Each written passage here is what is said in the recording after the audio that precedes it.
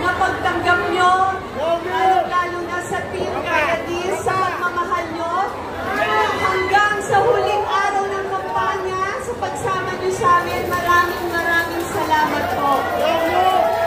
Babae naman, maraming salamat. Alam nyo po, bukas po, Mother's Day na po. Advance Happy Mother's Day po sa lahat ng mga nanay. Ito lang po ang masasabi ko. Ang nanay ay ilaw ng tahanan.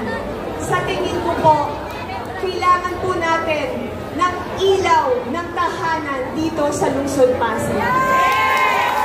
Dahil ang isang ina, talagang gagawin ang lahat para sa kanyang anak. Hindi ho ba? At ako po, si Aramina Alvarines, bilang nag-iisang Rosas na konsehal sa Team Kayadis, nanindigan po ako.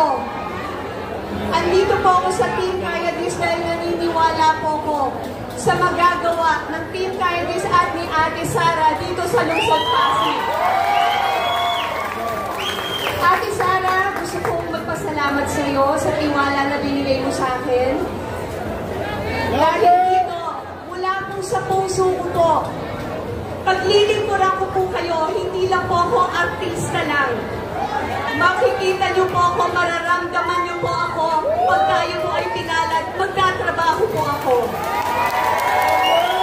Tinagado po sa batuyan, hindi ko po bibiguin ang kapwa ko Pasigueño dahil lihinin mong Pasigenya po ako. Ang mga Pasigenya ay may paninindigan. Alam niyo po, sa ilang buwan na nagdaan, ang grupong Team Kayadis, marami na pong napagdaanan.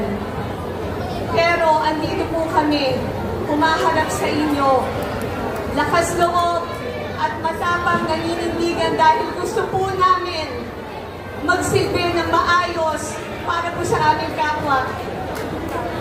Pwede po tayo magkamali. Wala pong perfectong tao. Tama ba? Hindi po natin dapat ikundina kung meron man tayo pagkakamali. Kaya si Ate Sara, parang anak lang po yan eh. Hindi po pare-pareha sa ugali ng mga anak. Pero mahal niya ang mga anak niya.